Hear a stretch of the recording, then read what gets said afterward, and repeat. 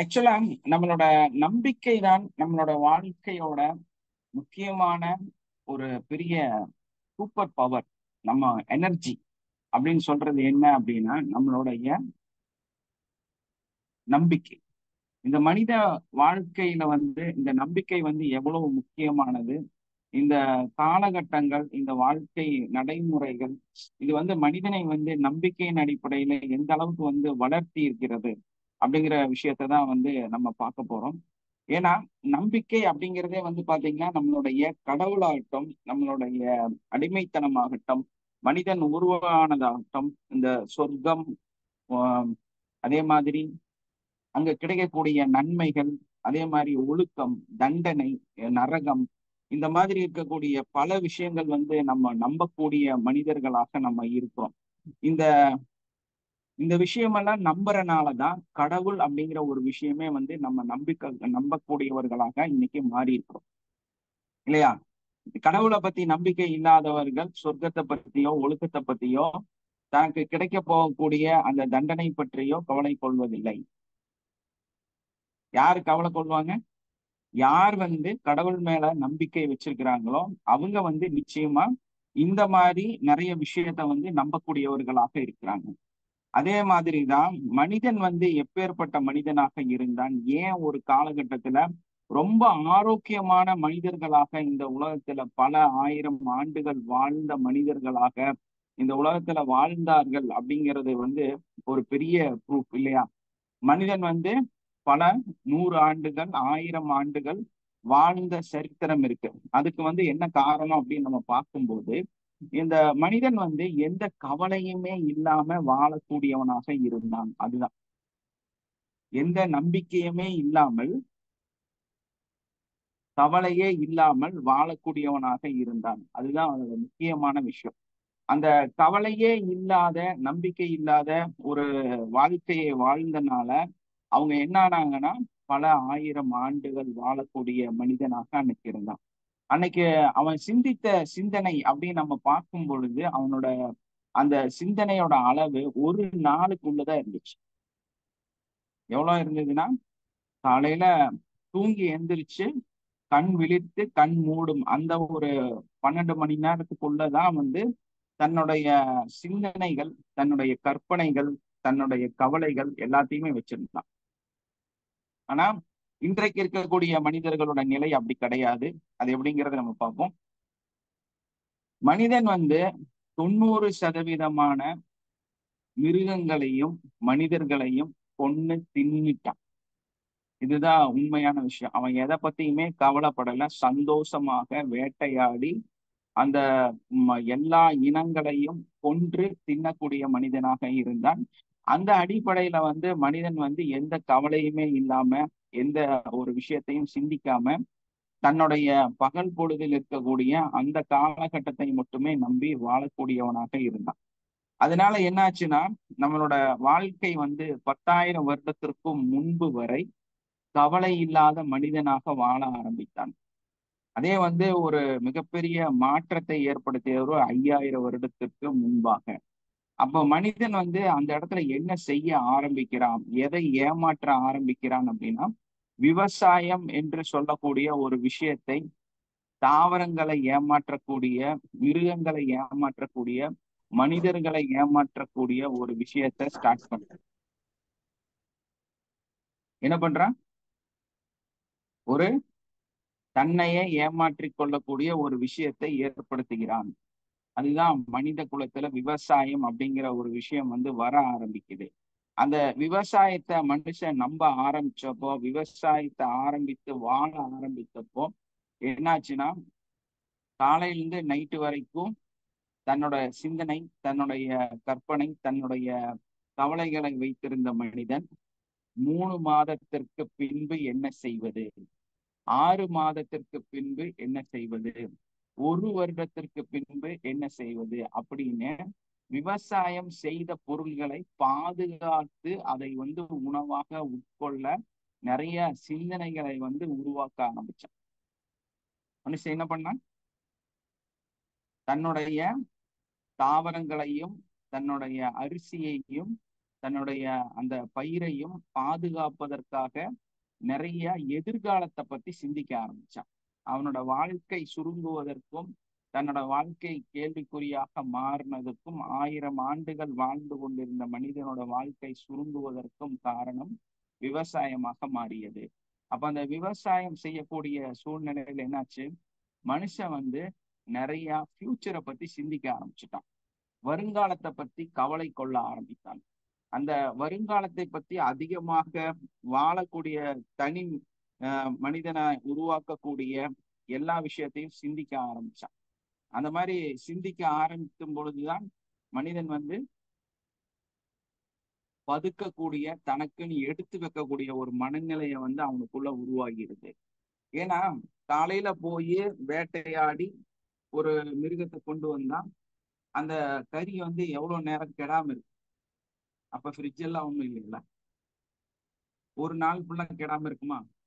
தன்னுடைய உணவு பழக்கத்துல அந்த ஒரு 50 கிலோ இல்லைன்னா 100 கிலோ ஏதோ ஒரு மிருகத்தை அடிச்சு கொண்டு வந்தா தனக்கு தேவையான அளவு 1 கிலோவாக இருந்தது, பாக்கி இருந்தது 50 கிலோ 100 கிலோ பாக்கி இருந்துச்சு.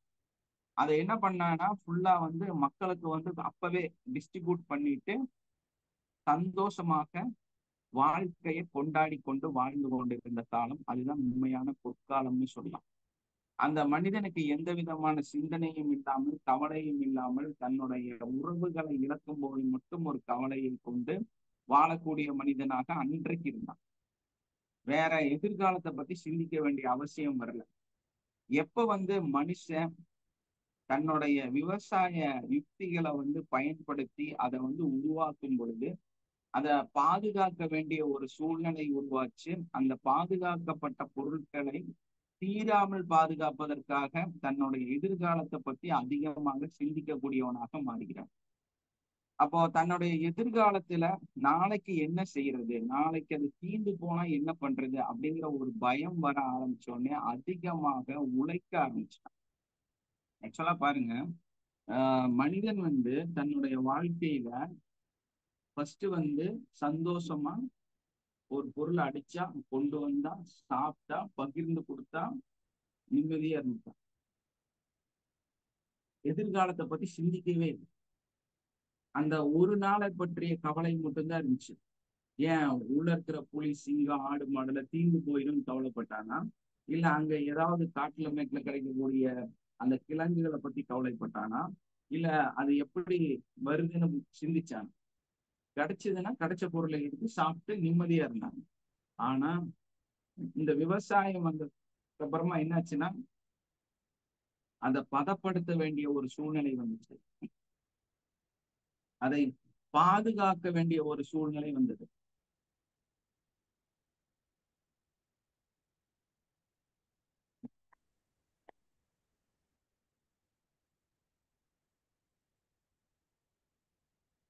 அந்த மாதிரி விவசாயம் அப்படிங்கிற ஒரு சூழ்நிலை வரும் பொழுது இப்போ மனுஷனோட சிந்தனை பாருங்க மாறுது. எப்படின்னா தனக்கு தேவைக்கு அளவுக்கு அதிகமாக அந்த விவசாயம் செய்யும் பொழுது கிடைத்தது.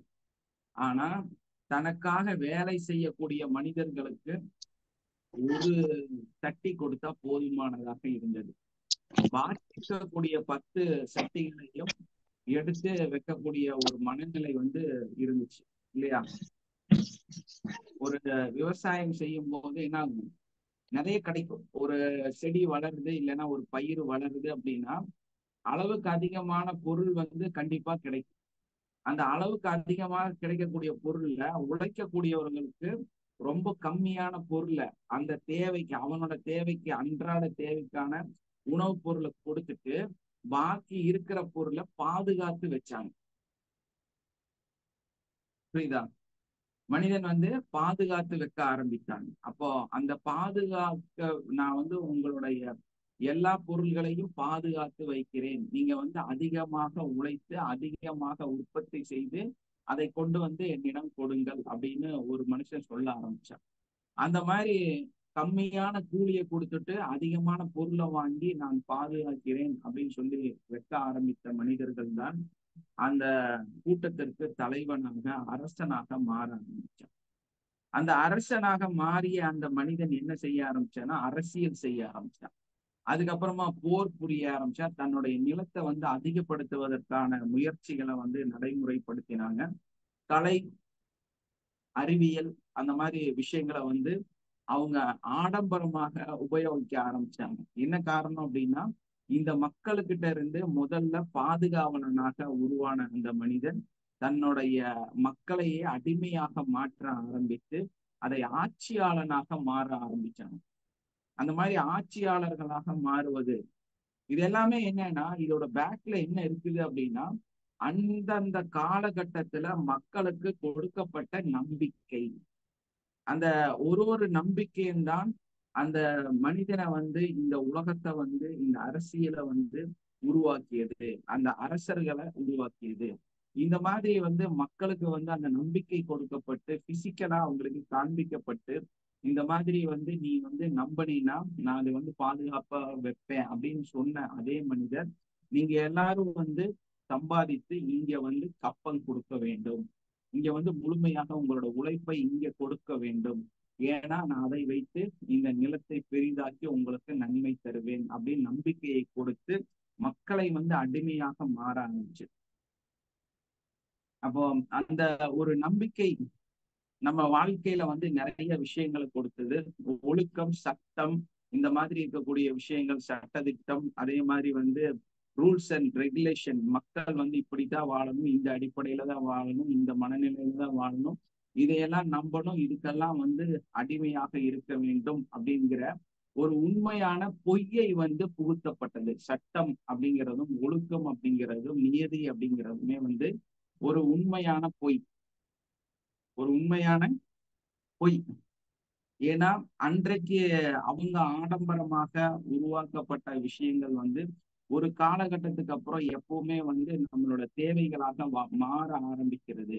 ஒரு விஷயத்த வந்து ஆடம்பரமா செய்ய ஆரம்பிப்போம். அந்த ஆடம்பரமான விஷயம் வந்து அந்த காலகட்டத்துல இருக்கக்கூடிய மனிதர்களுக்கு சரியாக தோன்றினாலும் சில காலத்துக்கு அப்புறம் அதோட உபயோகம் அதிகமாகும் பொழுது அது ஒரு மனிதனோட தேவையாக மாறுகிறது. அந்த தேவையாக மாறும் பொழுது கூட்டம் கூட்டமாக மனிதர்கள் உழைக்க வேண்டிய சூழ்நிலை ஏற்படுகிறது. அந்த கூட்டம் கூட்டமாக உழைக்கக்கூடிய மனிதர்களை உருவாக்கும் பொழுது சட்டம் தேவைப்பட்டது, அவங்க அடக்குமுறை தேவைப்பட்டது. அப்ப என்ன பண்றாங்க அப்படின்னா, வீரர்களை உருவாக்கி சட்டங்களை உருவாக்கி அந்த பொய்யான ஒரு உண்மையான பொய்யை உருவாக்கி மக்களை வந்து கட்டுப்படுத்துறாங்க. ஸோ அந்த மாதிரி வந்து அன்றாட தேவைகளையும் மக்களோட அந்த அத்தியாவசியம், அவசியம், அதே டைம்ல வந்து ஆடம்பரம், இதை வந்து பூர்த்தி செய்வதற்காக மக்களுக்கு வந்து நிறைய நம்பிக்கையை வந்து கொடுக்குறாங்க. அந்த நம்பிக்கை வந்துதான் சட்டமாக இயற்றப்படுகிறது. அந்த சட்டதிட்டங்கள், அந்த ரூல்ஸ் அண்ட் ரெகுலேஷன் இதையெல்லாம் வந்து மக்கள் பயப்படணும் அப்படிங்கும்போது கடவுள் நம்பிக்கை எல்லாமே வந்து கொடுக்கப்படுகிறது. அந்த பொய்யான உண்மையானது என்ன பண்ணுது அப்படின்னா, மனிதனை வந்து ஒரு கட்டத்துல கட்டுப்படுத்தக்கூடியதாகவும் அவங்க வந்து அந்த மாதிரி இருந்தாதான் அந்த வாழ முடியுங்கிற ஒரு சூழ்நிலையும் அவங்களை ஏற்படுத்துது. அந்த மனிதன் வந்து முழுமையாக தன்னோட வாழ்க்கையில் இது எல்லாம் சரி என்று இந்த சட்டத்தை ஏற்றுக்கொண்டு அதை நம்ப ஆரம்பிக்கும் பொழுதுதான் அந்த கூட்டம் வந்து வடிவமைக்கப்படுகிறது. ஒரு கூட்டம் வந்து ஒரு கூட்டமாக, ஒரு இனமாக, ஒரு நாடாக, ஒரு ஊராக உருவாக்கப்படுவதற்கு அந்த உண்மையான பொய்யான சட்டங்கள் வந்து உருவாக்கப்படுகிறது இல்லையா?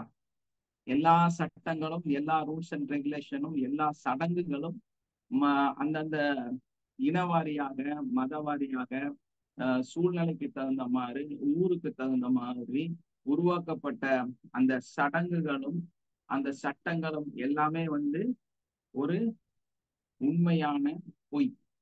அந்த உண்மையான பொய்யை வந்து நம்ம நம்பும் பொழுதுதான் அங்க அந்த கூட்டம் வந்து பாதுகாக்கப்படுகிறது.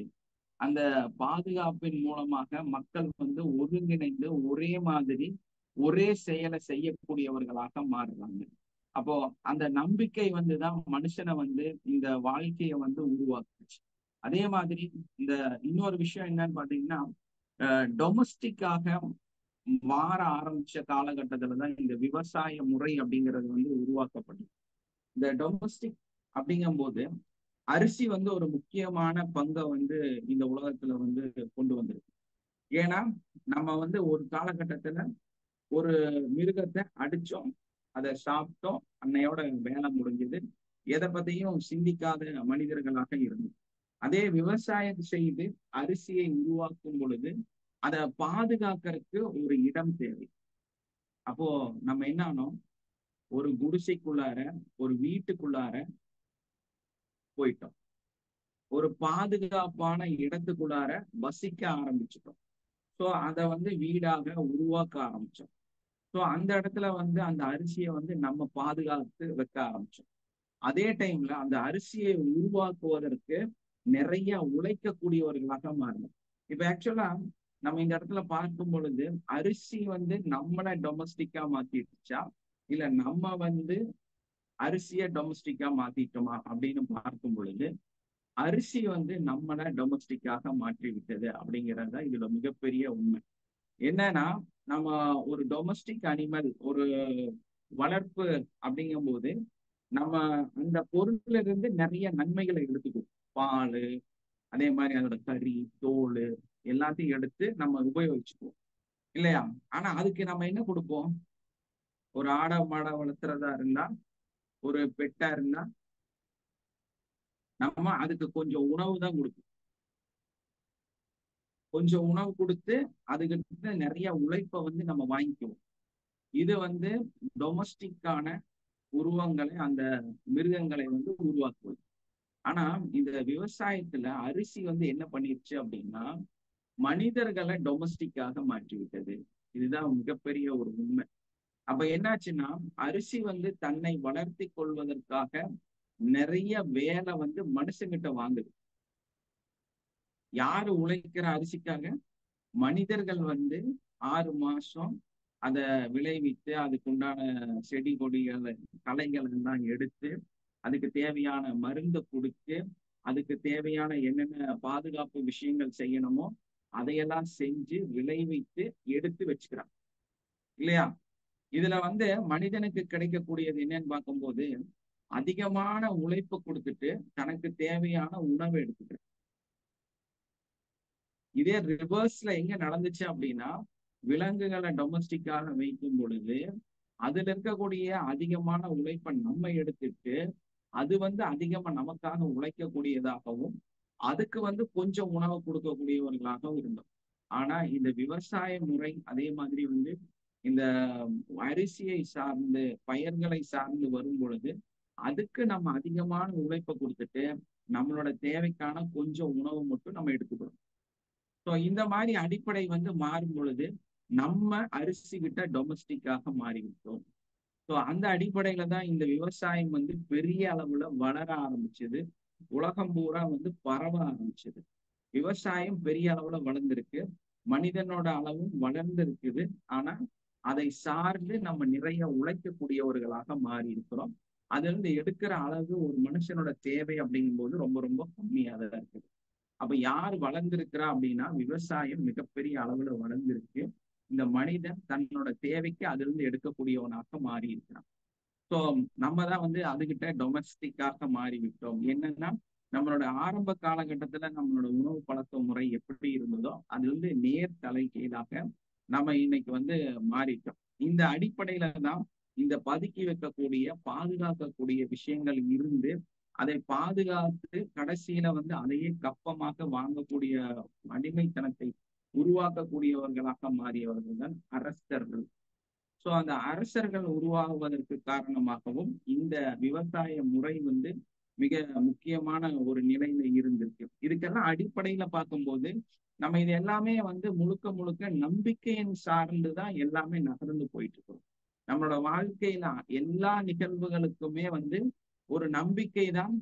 இவ்வளவு உழைச்சிட்டு நமக்கு இவ்வளவுதான் கிடைக்குது அப்படிங்கும் போதும் அதை வந்து நம்ம அதிக அதிகமா ஏன் செய்யறோம் அப்படின்னா அதுல இருந்து கிடைக்கக்கூடிய பலன்கள் வந்து நிறைய பேத்துக்கு போய் சேரனால பெரிய அளவுல அது வளர்றதுனால அதை வந்து நம்ம நம்பிக்கையோட அதை வந்து திரும்ப திரும்ப செய்யணும்.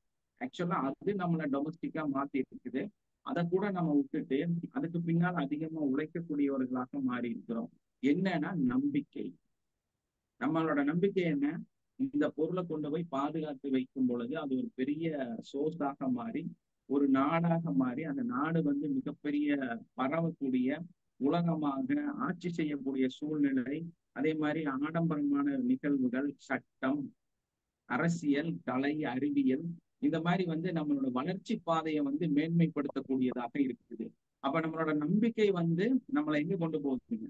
இந்த உலகத்துல பரிணாம வளர்ச்சிய, மக்களோட உயர்வை, மக்களோட வளர்ச்சியை வந்து ஏற்படுத்தக்கூடிய ஒரு நாட்டை உருவாக்கக்கூடியதாகவும் மாறுது. அப்ப எங்க இதெல்லாம் ஸ்டார்ட் ஆச்சு, எங்கிருந்து இதெல்லாம் வந்துச்சுன்னா, முழுக்க முழுக்க மனிதன் வந்து ஒரு பொய்யான உண்மையை நம்பக்கூடியவனாக இருந்தான். அதுதான் இதற்கு காரணமாக இருக்குது.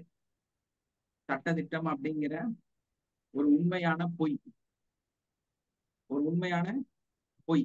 அந்த அதை வந்து நம்ம மதிக்கிறோம், அதை வந்து நடைமுறைப்படுத்துறோம், அதுக்குண்டான விஷயங்களை வந்து நம்மளும் கடைபிடிக்கிறோம். சோ அந்த ஒரு சூழ்நிலையெல்லாம் வந்தனாலதான் மனிதன் வந்து அதிகமான கூட்டம் கூட்டமாக ஒருங்கிணைக்கப்பட்டான். அந்த கூட்டம் கூட்டமாக ஒருங்கிணைக்கப்பட்ட அந்த சட்ட திட்டங்கள் மூலமாகத்தான் மனிதன் வந்து உழைக்கிறதுக்கு தயாராகினான். கூட்டம் கூட்டமா உழைச்சாதானே நிறைய நிறைய நம்ம வந்து அதோட கொள்முதலை வந்து எடுக்க முடியும். அந்த கொள்முதலை வந்து பணமாக மாற்றும் பொழுது அது வந்து அப்படியே இந்த உலகத்துல வந்து பெரிய மாற்றத்தையும் பொருளாதாரத்தையும் ஏற்படுத்துச்சு. இதே மாதிரி தான் இப்ப வந்து நம்மளோட நோட்டு இருக்குன்னு வைங்க. இப்ப வந்து சாதாரணமா அது ஒரு பேப்பர் இல்லையா?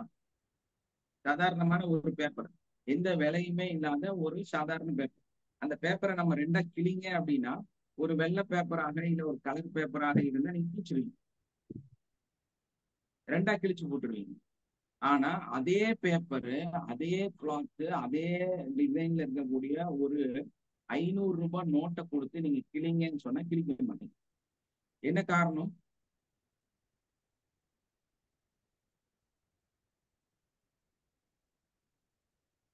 இது ஒரு அப்பட்டமான உண்மையான பொய், ஒரு அப்பட்டமான உண்மையான பொய். நீங்க நம்புறீங்க என்னன்னு, இது 500 ரூபாய் நோட்டு நம்புறீங்க, அதனால கிழிக்கல. இதே அரசு, இதே நாட்டுல இந்த நோட்டு செல்லாதுன்னு சொல்லிடுச்சு. அப்ப நீங்க என்ன பண்ணுவீங்க?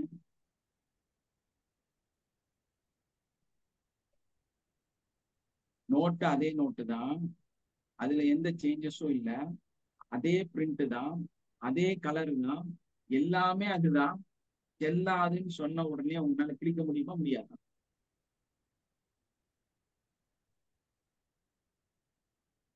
கிழிக்கலாம்ல. ஃபர்ஸ்ட் எஸ் அதே பேப்பராக இருந்தது, நீங்க கிழிச்சிட்டீங்க. அது நோட்டாக உங்ககிட்ட சொல்லப்பட்டது, அப்ப நீங்க வந்து அதை மதிப்புக்குரிய பொருளாக நினைச்சிட்டு கிழிக்கல. அதே அரசு அந்த நோட்டு செல்லாதுன்னு சொல்லிச்சு, நீங்க கிழிச்சிட்டீங்க. இப்போ இது ஒரு உண்மையான பொய் தானே? Yes sir. இந்த உலகத்துல எல்லாமே இப்படிதான் கொடுக்கப்பட்டிருக்கு. இந்த உலகத்துல வந்து எல்லாமே இப்படிதான் படிப்படியாக நம்மளை மாற்றி அமைச்சிருக்கிறாங்க. மனுஷனோட சிந்தனை வந்து இந்த அளவுக்கு வந்து ஒரு பெரிய மாற்றத்தை ஏற்படுத்தி ஒரு பரிணாம வளர்ச்சியை வந்து நமக்குள்ள கொடுத்தது அப்படின்னா, இந்த அரசியலை கொடுத்தது, இந்த கட்டிடம், கலை, பொருளாதாரம், ஆட்சி, போர், இது எல்லாமே உருவாக்குனது என்ன அப்படின்னா ஒரு ஒரு நம்பிக்கை தான். அடுத்த நாட்டை பிடிச்சா பெருசா வளர்ந்துடலாம்னு நினைச்சா ஒரு மனுஷன், அது அவனோட நம்பிக்கை இல்லையா? இது என்னுடைய நாடு, நான் பிறந்த இடம் அப்படின்னு நினைக்கிறது வந்து அது ஒரு மனுஷனோட நம்பிக்கை. அங்க வந்தாதான் அவன் நிம்மதியா இருப்பான். அந்த இடத்துக்கு அது எவ்வளவு பொட்டல் காடாக இருந்தாலும் தான் பிறந்த அந்த இடத்துக்கு வரும் பொழுதுதான் அவன் வந்து என்ன பண்றான், ரொம்ப மன ரீதியாகவும் உடல் ரீதியாகவும் ரொம்ப ரிலாக்ஸா ஃபீல் பண்ணக்கூடிய, அவன் போற்றக்கூடிய ஒரு இடமாக அந்த இடம் இருக்கு. இதுக்கெல்லாம் காரணம் என்னன்னா, முழுக்க முழுக்க ஒரு பொய்யான உண்மையை நம்ம நம்புறோம். அந்த நம்பிக்கை தான் நம்மளை வந்து அந்த இடத்துல கடவுளையும் உருவாக்குகிறது. நம்ம எல்லாருக்குமே வித்தியாச வித்தியாசமா கடவுள் நம்பிக்கைகள் இருக்குது இல்லையா? நம்ம அதையெல்லாம் நம்புறதுனாலதான் இன்னைக்கு வந்து இந்த சொர்க்கம், நரகம், ஒழுக்கம், கடமை, கண்ணியம், நியதி, பொருளாதாரம் எல்லாமே அதுக்குள்ள அடங்கியிருக்கு. ஒரு ஒரு பெரும் கூட்டமே வந்து ஒரு விஷயத்துல கட்டுப்பட்டு வாழ்ந்துட்டு இருக்காங்க. இததான் நீ சாப்பிடணும்னு சொல்லும் பொழுது அந்த பொருளை வந்து உங்க நம்பிக்கையின் பேர்ல நீங்க சாப்பிடக்கூடியவர்களாக இருக்கிறீங்க. ஆனா நம்ம அந்த அதே உணவு பழக்கத்தை வந்து பல விதமா நம்ம பார்க்கலாம். ஒரு ஒரு நாட்டிலையும் ஒரு ஒரு விதமாக சாப்பிடுறாங்க, ஒரு ஒரு நம்பிக்கையோட சாப்பிடுறாங்க. இப்போ ஒரு சிங்கத்தை பிடிச்சி வெஜிடேரியனா மாத்தலாம்னு நினைச்சோன்னு வைங்க. அதுக்கு வந்து வெறும் காய்கறியா கொடுத்தோம்னா அது உடனே மாறிடுமா?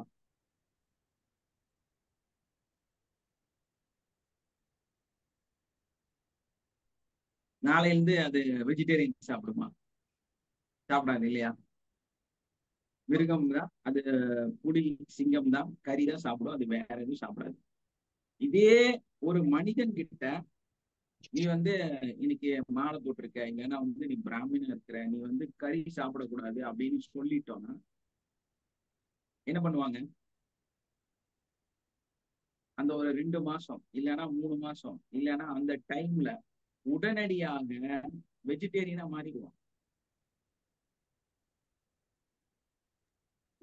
மனுஷன் வந்து எப்படி பாத்தீங்களா, பரிணாம வளர்ச்சியில உடனே ஷிஃப்ட் ஆகுறாங்க, உடனே மாறுறாங்க. தன்னுடைய நம்பிக்கையை வந்து இந்த ஒரு பொய்யான உண்மையை வந்து உணரும் பொழுது 100% வெஜிடேரியனா மாறிடுறாங்க. அதே டைம்ல மாலையெல்லாம் கழட்டி வச்சுட்டு அந்த விரதம் எல்லாம் முடிஞ்சிருச்சுன்னா என்ன பண்றாங்க?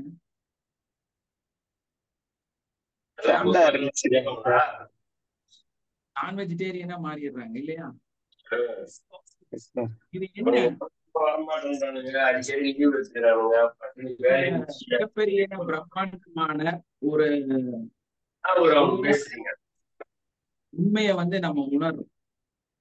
உண்மையான ஒரு பொய்யை வந்து நம்புறோம் இல்லையா?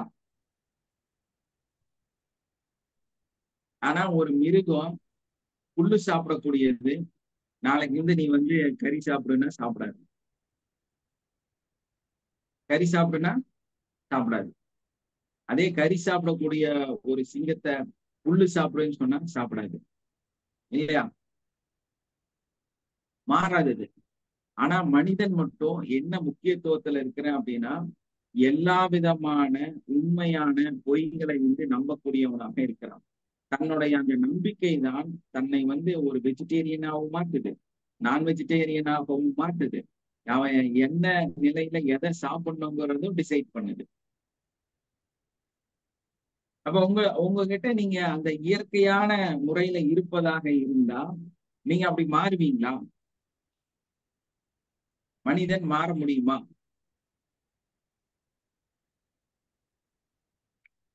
கண்டிப்பா மாற முடியாது இல்லையா? அப்படித்தானே? கறி சாப்பிடக்கூடிய மனிதனாக இருந்தா கறி மட்டும் தான் சாப்பிட்டாங்க, வேற வழியே கிடையாது. ஏன்னா நீங்க சிங்கமா இருந்தா நீங்க அதைத்தான் சாப்பிட்டாங்க. ஆனா நீங்க மனுஷன், இன்னைக்கு வெஜிடேரியன், நாளானிக்கு நான் வெஜிடேரியன், நாளானிக்கு அதுக்கு அடுத்த நாள் 100% வெஜிடேரியன். எதுவுமே வந்து நீங்க தொடக்கூட மாட்டீங்க, ஸ்மெல்ல கூட பார்க்க மாட்டீங்க. அந்த அளவுக்கு வந்து மனிதன் வந்து சமத்துவம் இல்லாம இருக்கிறான். மனிதன் வந்து சமத்துவம் இல்லாத மனிதனாக இருக்கிறான். அதனாலதான் வந்து மேல் மட்டம், கீழ் மட்டம், நடுமட்டம் அப்படின்னு சொல்லி மக்களை வந்து இந்த அரசியல் செய்தவர்கள், ஆட்சி செய்தவர்கள், அரசர்கள் வந்து பிரிச்சு வச்சிருக்கிறாங்க. இந்த மாதிரி பலவிதமான நம்மளுக்கு கொடுக்கப்பட்ட அந்த பொய்யான நம்பிக்கைகள் வந்து இந்த மக்களை வந்து பல விதத்துல பிரிச்சு ஆளுமை செய்யக்கூடியதாக இன்னைக்கு வந்திருக்குது. நம்ம அதையெல்லாம் நம்பிட்டு இந்த ரியாலிட்டியை வந்து மறந்து நம்ம வாழ்ந்துட்டு இருக்கிறோம். சோ சமத்துவம், சமமான வாழ்க்கை அப்படின்னா மனுஷன் என்ன பண்றாங்க? உயர்ந்தவன் தாழ்ந்தவன், உயர்ந்த ஜாதி தாழ்ந்த ஜாதி, நீ அதுக்கு செய்யக்கூடாது, இது நீ செய்யக்கூடாதுன்னு சொல்லி பலவிதமான பொய்யான நம்பிக்கைகளை கொடுத்து மக்களை வந்து ஏமாற்றி அவங்க வந்து அன்றைய அத்தியாவசியத்தை வந்து ஆடம்பரத்தை வந்து இன்னைக்கு நம்மளோட தேவைகளாக மாற்றி வச்சிருக்கிறாங்க. ஸோ அந்த மாதிரி நம்மளோட தேவைகளாக அது மாறும் பொழுது அந்த பொய்யான உண்மையெல்லாம் நம்ம என்ன பண்றோங்க? மதிக்கக்கூடியவர்களாக மாறணும், அதை வந்து சிந்திக்கக்கூடியவர்களாக மாறுறோம். அந்த வாழ்க்கையை வந்து வாழக்கூடியவர்களாக நம்ம மாறுறோம் இல்லையா? அப்போ நம்மளோட வாழ்க்கை என்னன்னா எதிர்பார்ப்புகளோடு எதிர்காலத்தை பற்றி கவலை கொள்ளக்கூடியதாக மாறிடுச்சு. அந்த எதிர்காலத்தை பத்தி நம்ம கவலை கொள்ளும் பொழுது இந்த அரசியல் சட்ட அடிப்படையும் பொருளாதார சட்ட அடிப்படையும் நம்ம நம்ப வேண்டியதாக மாறிடுச்சு. அந்த நம்பிக்கைகள் தான் வந்து நம்மளை இந்த அளவுக்கு வந்து மனித குலம் வளர்வதற்கும் அதே இடத்துல வந்து அடிமைத்தனத்தை ஏற்படுத்துவதற்கும் அரசியலை உருவாக்குவதற்கும் காரணமாக மாறிடுச்சு. அன்னைக்கு ரொம்பவுமே ஆடம்பரமாக உருவாக்கப்பட்டதுதான் கலை, அறிவியல், போர், அரசியல் திட்டம். அதெல்லாமே வந்து அன்றைய காலகட்டத்துல வந்து மிகப்பெரிய ஆடம்பரமாக இருந்துச்சு. இன்னைக்கு கலை, அறிவியல் அந்த மாதிரி விஷயமெல்லாம் வந்து நம்மளோட புது கண்டுபிடிப்புகள், அதான் சயின்ஸ், அது வந்து இன்னைக்கு நம்மளோட தேவைகளாக மாறிடுச்சு இல்லையா? நம்மளோட தேவைகளாக மாறிடுச்சு. அதே மாதிரி இந்த எல்லா நெறிகளும் நீதி, நேர்மை, கண்ணியம், கட்டுப்பாடு, ரூல்ஸ் அண்ட் ரெகுலேஷன், கடமை, இதெல்லாமே பாத்தீங்கன்னா மனிதனை கட்டுப்படுத்துறது. எதுக்காக? ஒரு கூட்டமாக வைப்பதற்கு. நம்ம நிறைய விஷயம் நிறைய இடத்துல பார்க்கும் பொழுது மக்களை வந்து ஒருநிலைப்படுத்துவதற்கு. இப்ப நம்ம இந்த இது கிளாஸ் வச்சிருக்கிறோம்னா நீங்க வந்து 7 மணிக்கு வந்து அட்டன் பண்ணணும் அப்படிங்கிறது வந்து ஒரு ரூல் இல்லையா? ஏன் நீங்க வந்து 7:45, 8, 8:30 மணிக்கு வந்து அட்டன் பண்ணலாம? அப்ப நம்ம இருக்க மாட்டோம். ஏன்னா நம்மளோட கிளாஸோட டைமிங் 7 to 8ன்னு வச்சிருக்கிறோம். ஸோ 7 to 8க்குள்ளார நம்ம கிளாஸ் எடுத்துட்டு நம்ம போயிடும். ஸோ அந்த டைம்ல அந்த ரூல்ஸை நீங்க ஃபாலோ பண்ணா மட்டும்தான் இதுக்குள்ள வர முடியும். பட் இதே வந்து ஒரு பொய்யான, ஒரு உண்மையான பொய் இல்லையா? ஒரு உண்மையான பொய். நீங்க நினைச்ச இதை யூடியூப்ல போய் பாருங்க. யூடியூப்ல போய் இதே ப்ரோக்ராம நான் அப்லோட் பண்ணுவேன், அதுக்கப்புறமா பார்த்துக்கலாம். ஆனா லைவ்ல பார்க்கணும் அப்படிங்கிறது வந்து நம்மளோட ஒரு நம்பிக்கை. ஏன்னா நம்ம வந்து இதை வந்து லைவா பார்க்கும் பொழுது அது தெளிவாக புரிந்து கொள்ள முடியும். அதை வந்து என்னால வந்து ஏற்றுக்கொள்ள முடியும். அது அங்க இருக்கக்கூடிய சந்தேகங்களை வந்து கேட்க முடியும். அப்படிங்கிற ஒரு விஷயம் வந்து நமக்குள்ள மிகப்பெரிய நம்பிக்கையாக இருக்குது. ஸோ அந்த நம்பிக்கை தான் மனுஷனை வந்து இந்த இடத்துல உட்கார இருக்குது. அது உண்மை கூட. இது வந்து தப்பெல்லாம் இல்லை. ரியாலிட்டி அதுதான், உண்மையும் அதுதான். நீங்க நேர்ல வந்து ஒரு விஷயத்த பாக்குறதுக்கும் நாளைக்கு போய் யூடியூப்ல பாக்குறதுக்கும் எல்லாம் நிறைய வித்தியாசம் இருக்கு. அது வந்து ஆர்டிபிஷியலா இருக்கும், இது ஒரிஜினலா இருக்கும். அப்போ இது வந்து நமக்கு ஒரு ஆப்ஷன் இருக்குது, வேற இடத்துல ஒரு ஆப்ஷன் இருக்குது. இருந்தாலும் நம்ம வந்து ஒரு நம்பிக்கையோட இங்க வந்து உட்கார்றோம் இல்லையா? இதுதான் மனுஷனுக்கு வந்து ஒரு இடத்துலையும் ஒரு நம்பிக்கையை கொடுத்துதான் இந்த உலகத்தையே நடைமுறைப்படுத்தி இருக்கிறாங்க. அப்போ உங்களுக்கு சரியான நம்பிக்கை இல்லைன்னா நீங்க என்னவாக முடியாது.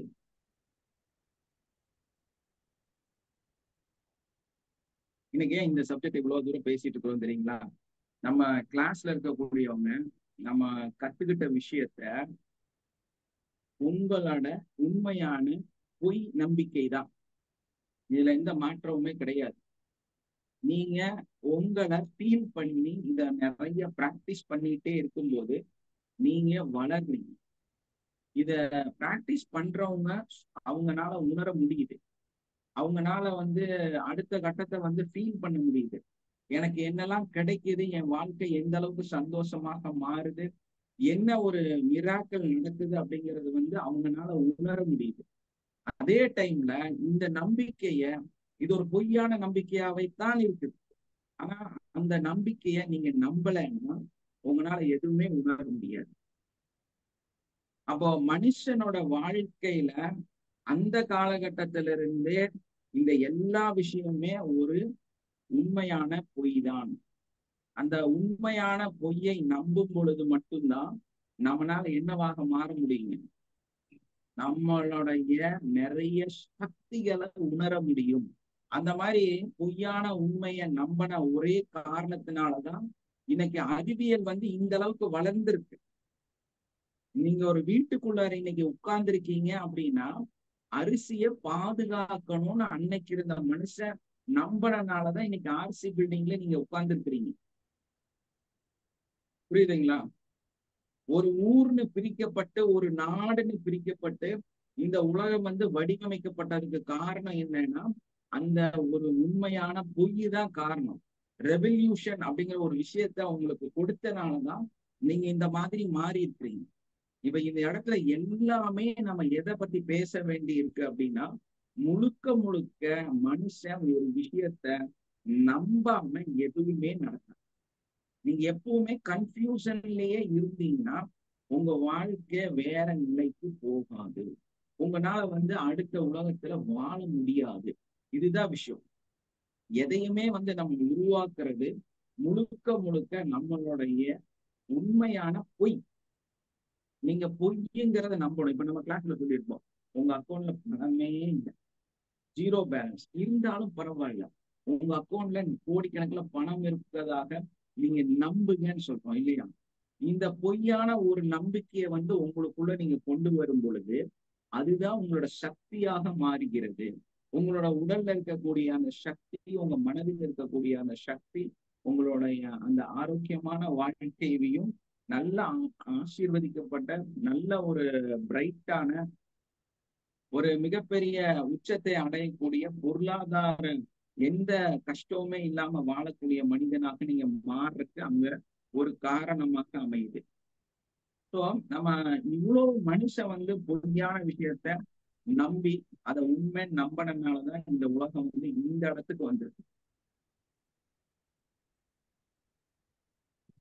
ஏன்னா கடவுள் இருக்கிறாரா இல்லையா அப்படின்னா ப்ரூவ் பண்ணவே முடியாது நம்மளால. ஆனா அது ஒரு உண்மையான பொய், நம்பித்தான் ஆகும். பேய் இருக்கா பிசாசு இருக்குதா அப்படின்னா அது உண்மையான ஒரு பொய், நீங்க நம்பித்தான் ஆகும். ஏன்னா கடவுள் இருந்தா நிச்சயமா நெகட்டிவ் இருக்கத்தான் செய்யும் இல்லையா? ஏன்னா அப்பதான் நம்ம கடவுளையே உணர முடியும். நீங்க தப்பு பண்ணாதானே கடவுள்கிட்ட சாரி கேட்பீங்க. அப்பதானே நீங்க நன்மையை பார்த்து நகருவீங்க. அப்பதானே கடவுள் தேவை. அப்போ ஒரு நெகட்டிவான ஒரு விஷயம் இருக்கா அப்படின்னா கண்டிப்பா இருக்கு. அதே டைம்ல கடவுள் இருக்காரா அப்படின்னா கண்டிப்பா கடவுள் இருக்கிறாரு. இது ஒரு அப்பட்டமான உண்மையான பொய்.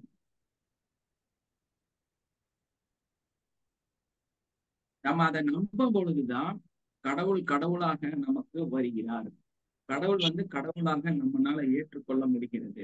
அப்ப அந்த கடவுள் கடவுளாக மாறுவதும், கடவுள் நம்மளுடைய பல விஷயங்களை செய்வதும், நம்ம திருந்துறதும், அதுக்கப்புறமா போய் கடவுள்கிட்ட மன்னிப்பு கேட்கறதும், இதுக்கெல்லாம் ஒரு காரணமாக அமைவது, நம்ம ஒழுக்கம் இல்லாம நடக்கிறதுக்கு காரணமா அமையிறது அந்த ஒரு தீய சக்தி.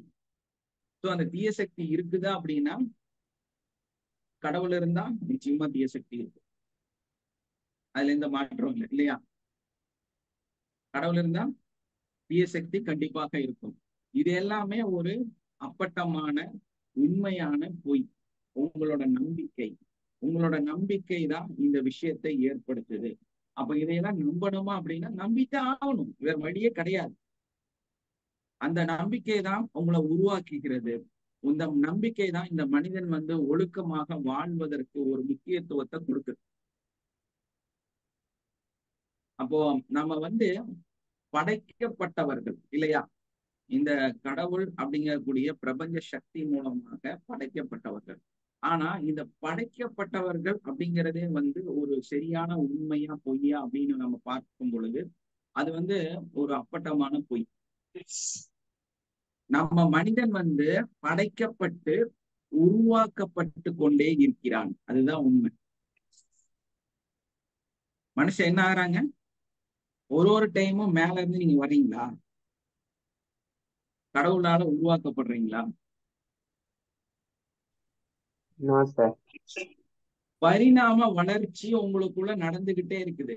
நீங்க என்ன ஆகுறீங்க? உருவாக்கப்பட்டு கொண்டே இருக்கிறீர்கள் அடுத்தடுத்த. ஏன்னா ஒரு டை மாதிரி ஒரு அம்மா ஒரு அப்பா, அந்த டையில் ஒரு பொருள் வெளியே வருது. இது என்ன ஆகுது? படைக்கப்படவில்லை, உருவாக்கப்படுகிறது. ஒரு காலகட்டத்துல நீங்கள் படைக்கப்பட்டீர்கள்.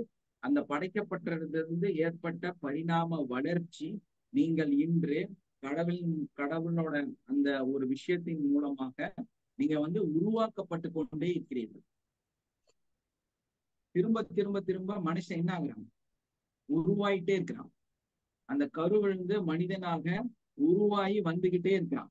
அதை கொடுத்துக்கிட்டே இருக்கப்படுகிறது. ஒரு மனிதனும் தனித்தனியாக படைக்கப்படவில்லை. அந்த பரிணாம வளர்ச்சி நம்மளை வந்து ஒரு கட்டத்திலையும் உருவாக்கி கொண்டே இருக்கிறது. நம்ம உருவாக்கி கொண்டே இருக்கிறோம். நம்மளோட நம்பிக்கை தான் நம்மளை வந்து ஒரு இடத்துக்கு கொண்டு போகுது.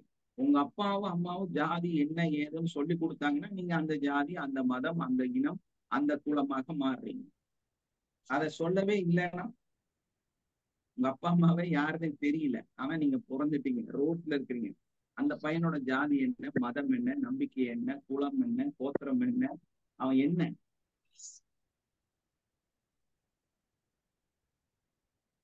அவனுக்கு எதுவுமே இல்லை. எதுவும் தெரியாது. எதுவுமே இல்ல. எப்படி போல ஐடென்டிட்டியுமே இல்லை இந்த உலகத்துல.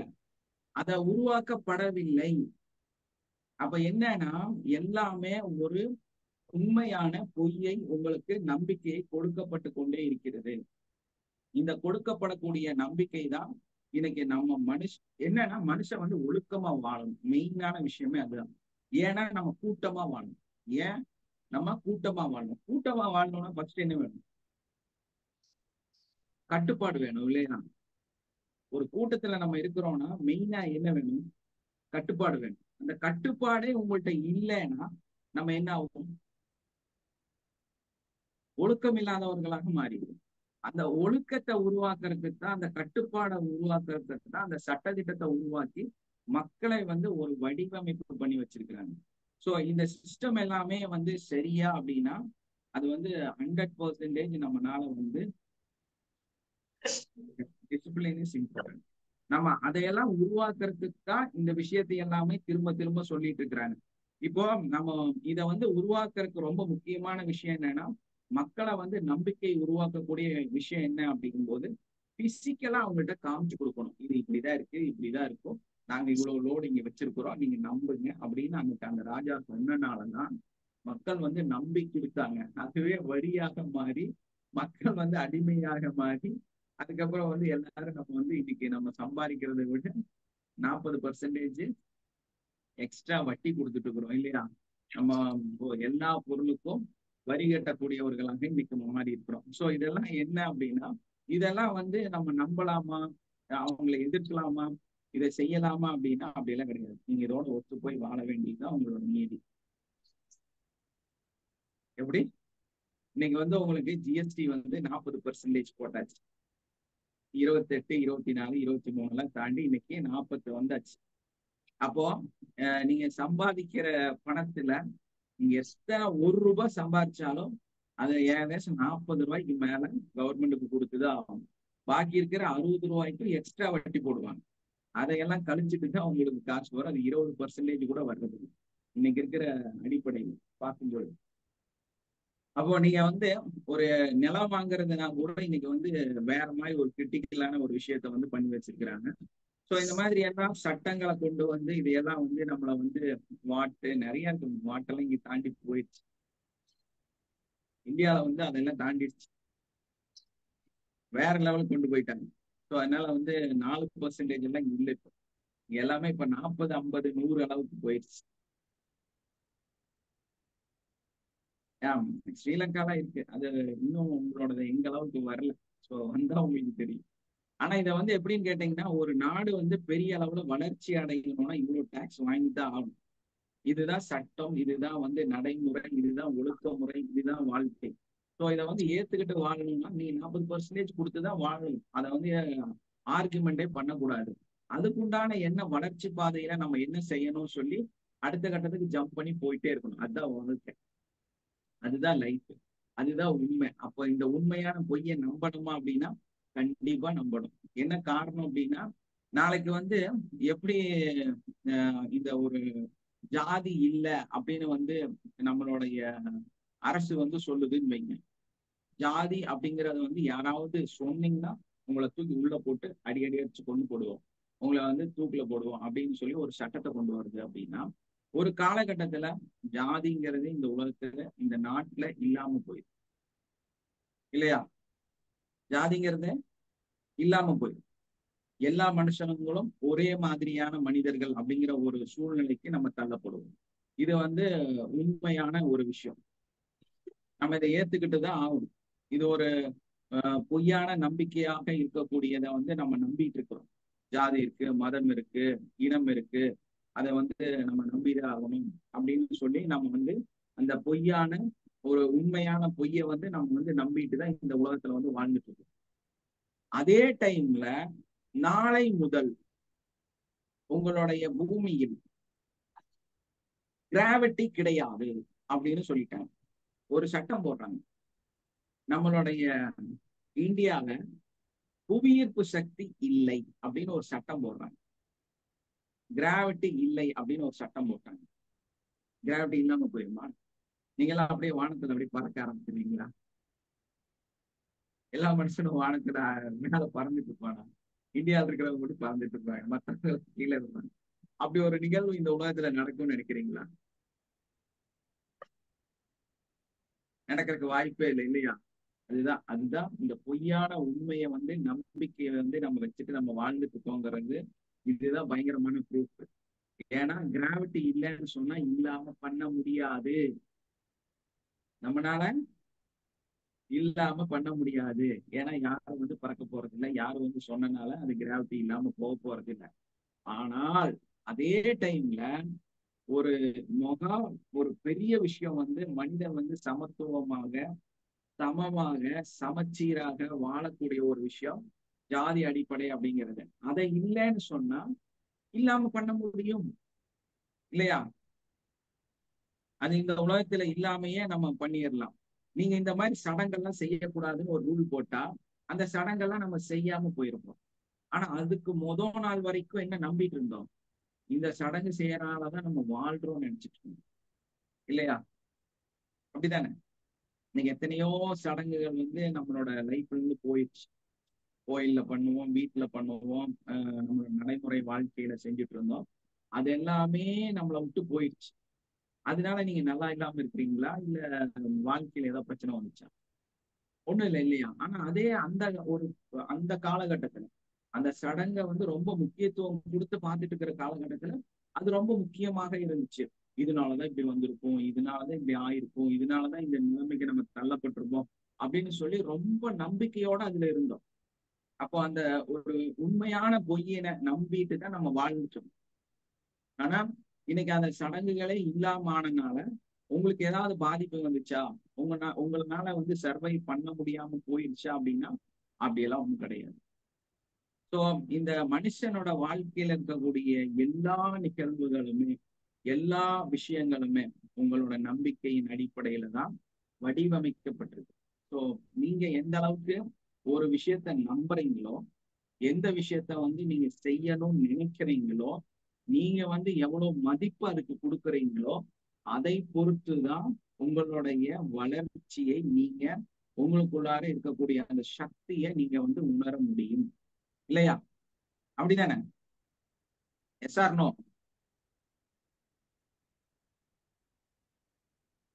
எனக்கு பதில் சொல்லு. ஏன்னா நான் எஸ் சொல்றது சார். Scientific proof. நீங்க வந்து இப்போ ஆராய்ச்சி பண்ணி பார்க்கலாம்.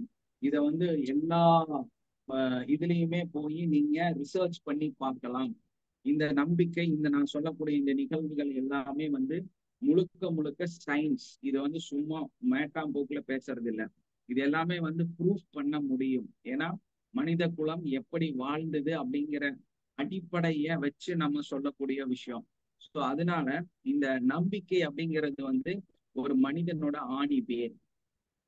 நம்பிக்கைங்கிறது மனிதனோட, இந்த மனித குலத்தோட ஆணி வேர். ஸோ அந்த நம்பிக்கைய நீங்க முழுமையா உங்களை நீங்க நம்பணும். ஃபர்ஸ்ட் நீங்க உங்களை நம்பணும். அதுக்கப்புறமா இங்க சொல்லப்படக்கூடிய இந்த நிகழ்வுகளை நீங்க நம்பணும். நீங்க ஒரு கூட்டத்துல இருக்கிறீங்க, ஒரு இடத்துல இருக்கிறீங்கன்னா அங்க இருக்கக்கூடிய சட்ட திட்டங்களையும், அங்க இருக்கக்கூடிய ரூல்ஸ் அண்ட் ரெகுலேஷன், அங்க இருக்கக்கூடிய என்னெல்லாம் வந்து பின்பற்றப்படுகிறதோ அதையெல்லாம் நீங்க நம்பணும். இதுதான் உண்மை. புரியுதுங்களா? புரியுதா? Yes, sir. புரியுது. புரியுதுங்க சார். நம்பிக்கை இல்லாம ஒரு இடத்துல வாழ ஆரம்பிச்சீங்கன்னா உங்க வாழ்க்கை வந்து அது வாழ்க்கையாக இருக்காது. ஏன்னா கணவன் மனைவி அப்படிங்கறதே ஒரு நம்பிக்கை தான். உங்களுக்குள்ளார 2 பூட்டு போட்டு வச்சிருக்காங்களா? எக்ஸ்ட்ராடினரியா ஏதாவது பண்ணி வச்சிருக்காங்களா? இல்லைங்க சார். இல்ல. ஆனா நீங்க 2 பேரும் நம்புறீங்க இல்லையா? Yes, sir. இது என்னோட மனைவி அப்படின்னு நீங்க நம்புறீங்க. சோ அந்த நம்பிக்கை தான் இன்னைக்கு வந்து உங்களோட வாழ்க்கையில ஒரு நிரந்தரமான விஷயத்த வந்து கொடுக்குது. உங்க வாழ்க்கையை கொடுக்குது. இதே மாதிரி தான் நம்ம எதை செஞ்சாலும் அதுல முழு நம்பிக்கை நமக்கு வேண்டும். அதுல இருக்கக்கூடிய நிறைய விஷயங்களை நம்ம நம்பித்தான் ஆகணும்.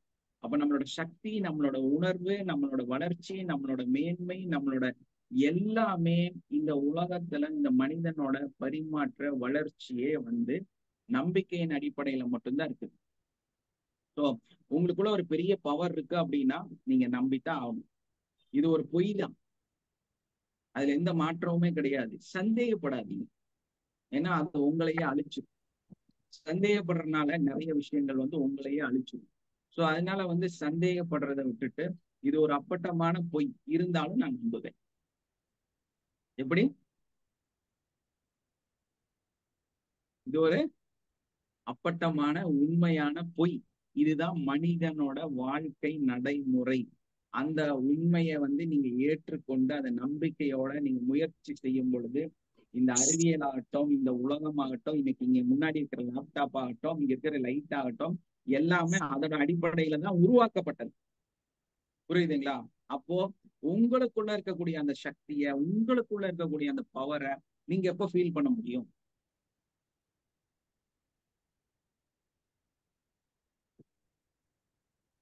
நீங்க எப்ப ஃபீல் பண்ணுவீங்க?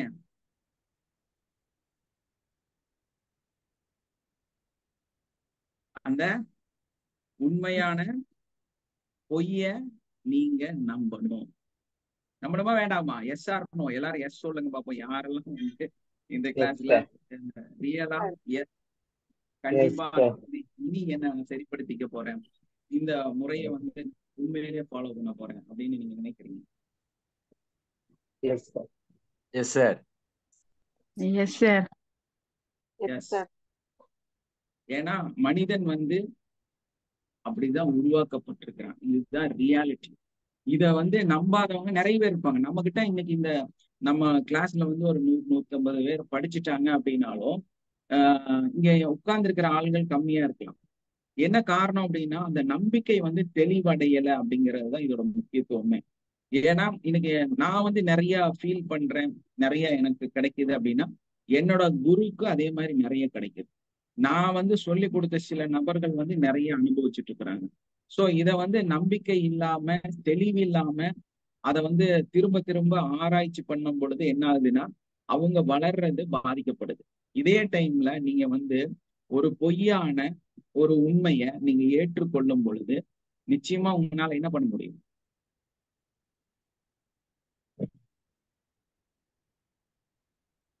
அந்த இடத்துக்கு நீங்க போக முடியும். அதுதான் விசுவலைசேஷன். விசுவலைசேஷன் என்னங்க அர்த்தம்? போட முடியாது. சீக்கிரம் போட்டுமா. விசுவலைசேஷன் என்ன?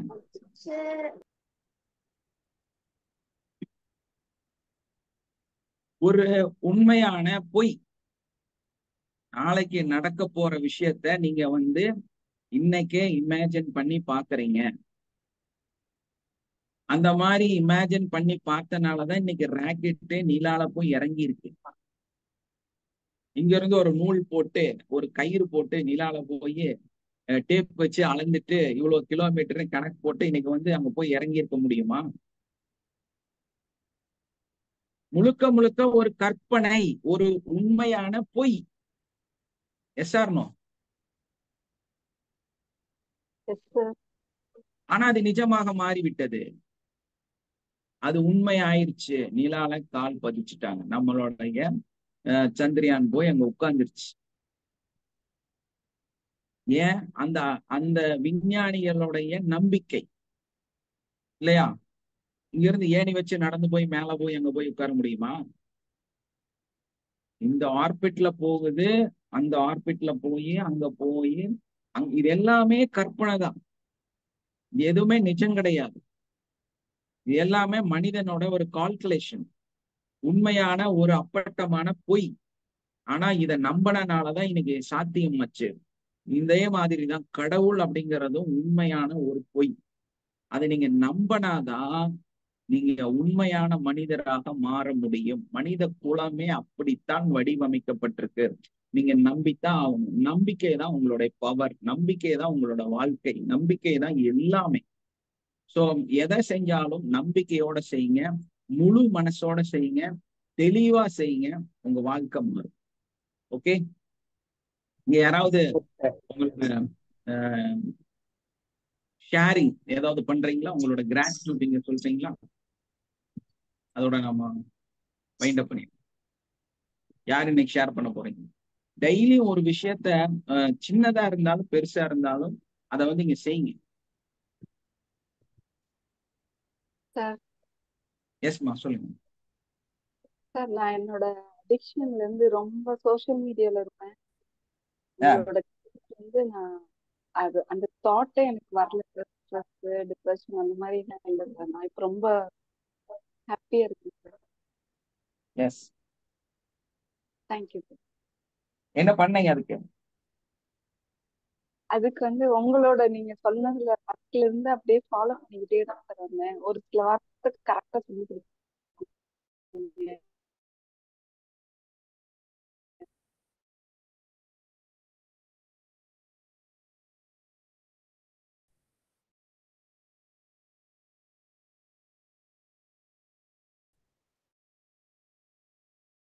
இன்னும் நிறைய ஒர்க்லாம் பண்ண வேண்டியது அப்படின்னு எஸ், ரொம்ப என்னோட வாய்ஸ் கரெக்டா கேக்குதுங்களா?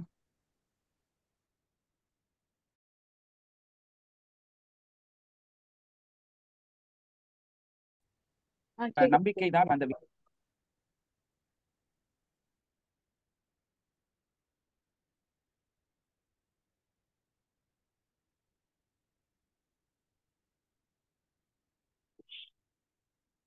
சார் வாய்ஸ் வரல சார்.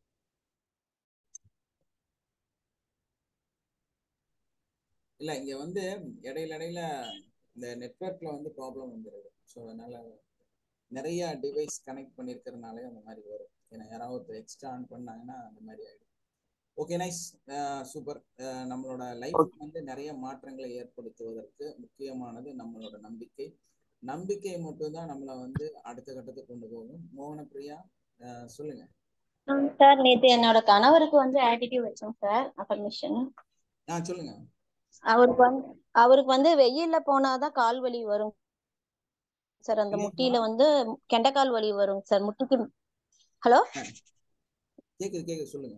வெயில்ல போனார்னா, வெயில் அதிகமா இருந்ததுன்னா சார் அவருக்கு வந்து முட்டி இருக்கு இல்லைங்க சார், முட்டிக்கு பின்னாடி அந்த கால்ல கெண்டைக்கால்லயும் காஃப் மசில் வலி அதிகமாயிரும் சார். அதுக்கு வந்து ஆனா நான் ஃபர்ஸ்ட் கத்துக்கிட்ட புதுசுல இருந்து ஒரு 2-3 தடவை பண்ணேங்க சார். வெயில இருந்தாதாங்க சார். வீட்டுக்கு வந்தா வந்து அந்த ஏசியில உட்காந்துச்சுன்னா அந்த மாதிரி வலி வந்துரும். அப்புறம் சரி நேத்து இப்படி கொடுத்து பாக்கலாம்னு கொடுத்தேங்க சார். ஆனா வித்தியாசம் தெரியுதுன்னாரு. வெயிலுக்கெல்லாம் மன்னிப்பு கேட்டு அந்த மாதிரி கொடுத்தேங்க சார். வெயிலுக்கு காத்துக்கு அந்த மாதிரி மன்னிப்பு கொடுத்து அஃபர்மேஷன் சொல்லும்போது அவருக்கு அந்த வைப்ரேஷன் தெரிஞ்சதுன்னு சொன்னாருங்க சார். ஏன்னா அவரோட நம்பிக்கை வந்து என்னன்னு கேட்டீங்கன்னா, வெயில்ல போனா கண்டிப்பா வந்து இந்த மாதிரி வரும் அப்படின்னு அவர் ரொம்ப நம்புறாரு. சோ இனிமேல் வந்து அவரை வந்து அந்த மனநிலையிலிருந்து வெளியே வர சொல்லி, நான் வெயில்ல போனாலும் நான் ஆரோக்கியமாகத்தான் இருப்பேன் அப்படின்னு நம்ப சொல்லுங்க. ஓகேங்க சார். அந்த நம்பிக்கையை வந்து 100% கொண்டு வரும்போது ஆட்டோமேட்டிக்கா அது சரியாயிடும். காலையில ஏந்திரிக்கும் போது லைட்டா இருக்கும் சார். வெயில போனாருனாவே வந்துட்டு நிக்கவே முடியாது. அங்கேயே கார்லயே போய் சைட் இன்ஜினியரா இருக்காருங்க சார். சைட்ல போய் கார்ல ஏசி போட்டு கார்ல உட்காந்துக்காரு. ஒரு 1/2 hour உட்காந்து இருந்தாருனாதான் திரும்ப வலி இல்லாம வெளியே வர முடியும் அந்த வலியில இருந்து. இல்ல, அது வந்து நம்ம ரொம்ப ஃபீல் ஆக வேண்டிய அவசியம் இல்லை. என்ன காரணம்னா அவரோட நம்பிக்கை வந்து அப்படி இருக்குது. ம். நான் சொல்லியிருக்கிறேன்ல, ஒரே நாள்ல 8 முட்டை சாப்பிட்டேன், என்னோட பைல்ஸ் ப்ராப்ளம் சரியாயிடுச்சு அப்படின்னு. ஆமாங்க சார். அதே மாதிரிதான் நான் தலைக்கு வந்து குல்லா போட்டு தான் தூங்குவேன். இன்னைக்கு ஏசியும் போட்டு குல்லா போடாம தூங்குறேன். ஸோ அதே மாதிரி தான் அவர் வந்து அவரை முழுமையா நம்புறாரு. தனக்கு வந்து இந்த மாதிரி வெயில்ல போகும்போது டீஹைட்ரேட் ஆகும். அந்த டீஹைட்ரேட் ஆனதுக்கு அப்புறமா தன்னுடைய உடல்ல வந்து எனர்ஜி கம்மியாயிரும். அந்த எனர்ஜி கம்மியாச்சுன்னா கண்டிப்பா வந்து கெண்டைக்கால்ல மசில்ஸ் மேல ஏறும் அப்படிங்கிறது அவரோட முழு நம்பிக்கை. ஸோ இது வந்து உங்களுடைய பொய்யான ஒரு உண்மை, உண்மையான ஒரு பொய் அப்படிங்கிறத அவரை தெளிவுபடுத்திட்டீங்கன்னா போதுமானது. ஓகேங்க சார். ஓகேங்க சார். புரியுதுங்களா? இப்போ நம்ம அந்த ஸ்டோரி தானே சொன்னோம், உண்மையான ஒரு அப்பட்டமான பொய். ஆமாங்க சார். அப்போ இந்த நிகழ்வுல இருந்து நம்ம வெளியே வந்துட்டோம்னால அப்படி கிடையாது, நான் ஆரோக்கியமாகத்தான் இருக்கிறேன், என்னோட லைஃப் ரொம்பவுமே நல்லா தான் இருக்குது, நான் இன்னும் வெயில்ல இறங்கி நல்லா நடப்பேன், வெயில்லையே நிப்பேன் அப்படின்னு அவர் ஒரு நம்பிக்கை அவருக்குள்ள கொண்டு வந்தாருன்னா இது என்ன ஆகும்? குறைஞ்சிரும் சார். சரியாயிரும். கம்ப்ளீட்டா கியூர் ஆயிரும். நீங்க வந்து அவரு சொல்லி புரியல அப்படின்னா டிஸ்டன்ஸ் ஹீலிங்ல இதையே வந்து நீங்க செய்யுங்க. அப்போ என்ன ஆகும்னா அவரு அந்த நம்பிக்கைக்குள்ளார வந்துருவார். அவரை ஓகே. நீங்க சரிப்படுத்திடலாம். நீங்க டிஸ்டன்ஸ் மூலமா அவங்கள சரிப்படுத்தும். ஓகேங்க சார். ஓகே, நைஸ்மா. Thank you sir. Thank you, thank you. வேற யார் ஷேர் பண்றீங்க? ஏன்னா நீங்க நிறைய ஷேர் பண்ணும்போது புது ஐடியாஸ் கிடைக்கும்.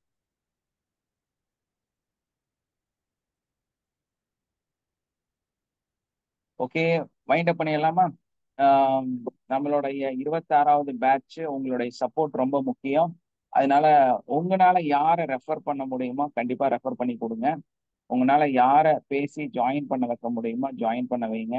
அந்த மாதிரி நீங்க 2 நபரை ஜாயின் பண்ண வச்சீங்கன்னா உங்களுக்கு 26வது பேட்ச்ல நீங்க ஃப்ரீயா உட்கார்ந்து உங்களோட கம்ப்ளீட் கிளாஸையும் ஒரு முறை கூட நீங்க கற்றுக்கொள்ளலாம். அதே மாதிரி நம்மளுடைய அட்வான்ஸ் கிளாஸுக்கு உங்க கூட வர்றவங்களுக்கு அந்த 1 டேல வந்து கம்ப்ளீட்டாக அந்த 12 நாள் கிளாஸை ஃப்ரீயாக கொடுக்கப்படும், கற்றுக் கொடுக்கப்படும். ஏன்னா அதுல உங்களுக்கு பெரிய ஒரு பெனிஃபிட் கிடைக்க போகுது. என்ன காரணம் அப்படின்னா இதுல இன்னொரு சீக்ரெட் கூட இருக்குது. எப்படின்னா இவங்க வந்து அந்த 12 நாள் கிளாஸை வந்து நம்ம கற்றுக் கொடுத்துருவோம். ஆனா அவங்க எங்க இருப்பாங்க? நம்ம அட்வான்ஸ் கூட தான் இருப்பாங்க சார். அட்வான்ஸ் கிளாஸ்ல தான் இருக்காங்க. இருக்க போறாங்க. அட்வான்ஸ் கிளாஸ்ல அவங்களும் உட்கார்ந்து இருக்க போறாங்க. ஸோ அவங்களுக்கு உண்டான அந்த முழு ஃபீஸுமே இல்லை. அட்வான்ஸ் கிளாஸை ஃப்ரீயா கத்துக்க போறாங்க. பாருங்க, நீங்க வந்து ஒரே ஒரு நபரை கூப்பிட்டுட்டு வர்றீங்க, அவங்களுக்கு ஒரு பாதி பேமெண்ட் தான் நம்ம அந்த ஒரு 7 நாளோட கிளாஸோட பேமெண்ட் தான் வாங்குறோம். அதுக்கு உங்களுக்கு டபுள் பெனிஃபிட். ஒண்ணு இந்த கிளாஸும் கிடைச்சிரும், அட்வான்ஸ் கிளாஸையும் ஃப்ரீயா கத்துக்கலாம். அவங்க யாரு? உங்க கூட நீங்க கூட்டிட்டு வர்ற ஒரு நபர். டபுள் பெனிஃபிட் இருக்கு அதுல. ஸோ அதுல பெரிய ஒரு லாபம் வந்து நம்ம உங்களுக்கு கொடுக்குறோம். ஏன்னா இப்போ வந்து நீங்க ஒரு ஆளை கூப்பிட்டுட்டு வரல, கூப்பிடலாம் நினைக்கிறீங்க, மேபி அவங்க வந்து உங்க கணவனாகவோ மனைவியாகவோ உங்க அக்காவோ தங்கச்சியா யாராவது ஒருத்தரா இருக்கிறாங்க. நாளைக்கு அவங்க இந்த கிளாஸை வந்து முழுசா திரும்ப கத்துக்கணும். அப்போ அவங்க இந்த பேமெண்ட் கொடுத்துதான் அந்த கிளாஸ்ல வரணும். ஸோ அதுக்கப்புறம் என்ன பண்ணும்? அந்த கிளாஸ் எல்லாம் முடிச்சு 12 நாள் முடிச்சு திரும்ப வந்து அட்வான்ஸ் கிளாஸ்க்கு வரணும். அப்ப அவங்க தனியா இந்த 2 ஃபீஸுமே கட்ட வேண்டிய ஒரு சூழ்நிலை வரும். அந்த 2 ஃபீஸுமே கட்டி தான் இதை கத்துக்க முடியும். ஆனா நான் என்ன பண்றோம், நீங்க ஒரு பேமெண்ட் கொடுக்கறனால கம்ப்ளீட்டா இன்னொரு நபருக்கு முழுசா இன்னொரு ஃபுல் கோர்ஸே அட்வான்ஸும் வந்துடும், பேசிக்கும் வந்துடும், 2யுமே கத்து கொடுத்துறோம். ஸோ அது வந்து டபுள் பெனிஃபிட். நம்ம எதனால அதை செய்யறோம் அப்படின்னா ஒரே ஒரு மனநிலை தான். இப்போ ஒரு கணவன் வந்து கத்து வச்சிருக்கிறாரு, மனைவியும் கற்றுக்கொண்டால் அவங்க வீடு எப்படி இருக்கும்? இப்போ ஒரு மனைவி வந்து கத்து வச்சிருக்கிறாங்க, கணவன் வந்து எகெயின்ஸ்டா இருக்கிறாரு.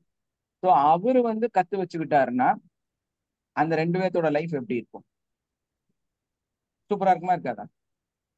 சார் 2 பேருமே ஒரே விஷயத்த பத்தி நீங்க பேச போறீங்க. இந்த கிளாஸ் முடிச்சு போனதுக்கு அப்புறமா நம்மளுடைய வேதநாயகம் சாரும் யோகம் மேடமும், இவங்க 2 பேர்த்தோட அனுபவம் வந்து பெரிய ஒரு விஷயம் இல்லையா சார்? சார் ஏன்னா அவங்க வீட்டுக்குள்ளார எஸ் அவரே சொல்லுவார் எந்த அளவுக்கு வந்து அது ஒரு பெரிய பெனிஃபிட்டை கொடுத்துருக்கு அப்படிங்கறத. சொல்லுங்க சார் சார். இந்த லைஃப் மாஸ்டர் கிளாஸ் வந்து நான் ஃபஸ்ட்டு கற்றுக்கிட்டேன் சார். ஜனவரி மாதம் 18th பேஜ் கற்றுக்கிட்டேன். அதை நான் ப்ராக்டிஸ் பண்ணிட்டு இருக்கும்போது எனக்கு மட்டும் நல்ல பெனிஃபிட் இருந்தது. ஆனாலும் வீட்டில் சின்ன சின்ன பிரச்சனை இருந்தது சார். அப்புறம் அட்வான்ஸ் கிளாஸ் வந்து நானும் என் ஒய்ஃபும் சேர்ந்து வந்து நான் கற்றுக்க பிறகு ஃபுல் அண்ட் ஃபுல் எந்த பிரச்சனையும் பேசாமல் பாசிட்டிவாக நல்லது மட்டும் பேசிட்டு இருக்கோம் சார். ஸோ டிஸ்கஷன் வந்து அதிகமாக இதை பற்றி தான் இருந்தது வழியா மற்ற எந்த இதை பற்றியும் இல்லை. வேறு எந்த இதை பற்றியும் நெகட்டிவாகவோ ஏதோ யோசிக்கிறதோ இதுமாரிலாம் எதுக்கு ஃபர்கிவ் கொடுக்கணுங்கிறத பற்றி தான் மேக்ஸிமம் டிஸ்கஸ் பண்ணிட்டு இருந்தோம். ஸோ அட்வான்ஸ் கிளாஸ் மூலமாக எனக்கு ஃபுல்லாக பெனிஃபிட்டாக தான் இருந்தது. பாருங்க, ஒரு ஃபர்கிவ்னஸ் அப்படின்னு வரும்போது இதுல ஒரு சந்தோஷமான விஷயம் என்னன்னா, எல்லா மருமகனும் மாமியாவை திட்டுவாங்க இல்லையா? எல்லா மருமகனுமே வந்து மாமியாவை திட்டுவாங்க, எல்லா மருமகளும் மாமியாவை திட்டுவாங்க. இங்க என்ன ஃபர்கிவ்னஸ் நடக்கு அப்படின்னா, இவரோட ஒய்ஃபோட அம்மாவை, அத்தாவை, தங்கச்சிய, அண்ணன், தம்பிய இவரு மன்னிக்கிறார். அதே டைம்ல அவங்க வந்து இவரோட அக்காவை, தங்கச்சிய, அண்ணனை, தம்பிய, அம்மாவை, அப்பாவை அந்த மருமகள் வந்து மன்னிக்கிறாங்க. எவ்வளவு பெரிய ஒரு அற்புதம் பார்த்தீங்களா? லைஃப் வந்து எப்படி சேஞ்ச் ஆயிருக்குன்னு பாருங்க. காலத்துக்குமே எதிரின்னு நினைக்கக்கூடிய ரெண்டு குடும்பம் ஆப்போசிட் அது ரெண்டையுமே ஃபர்கிவ்னஸ் கொடுத்து ரெண்டையுமே லவ் பண்ணக்கூடியவர்களாக இவங்க மாறிட்டாங்க. Yes or no sir? Yes sir. அது மாதிரி ஃபங்க்ஷனுக்கு போகணுன்னா கூட எங்கள் வீட்டு ஃபங்க்ஷன் நீ போகக்கூடாது, உங்கள் வீட்டு ஃபங்க்ஷன் போகக்கூடாதுன்னு இருக்கு. ஆனாலும் இப்போ அவங்க வீட்டு ஃபங்க்ஷனை வா சேர்ந்து போகலாங்கிறது, அது மாதிரி எங்கள் வீட்டுனாலும் வாங்க போகலாங்கிற மாதிரி ஒரு கம்பெயிண்டாக இருக்குது சார். ரிலேட்டிவ்லாம் வேணும், சொந்தங்கிறது வேணுங்கிறது, ஃபர்கிவ் பண்ணுறதுலாம் நடக்குது. ஒரு குடும்பம் வந்து 100% மாறுகிறது இங்கதான் இல்லையா சார்? Yes sir.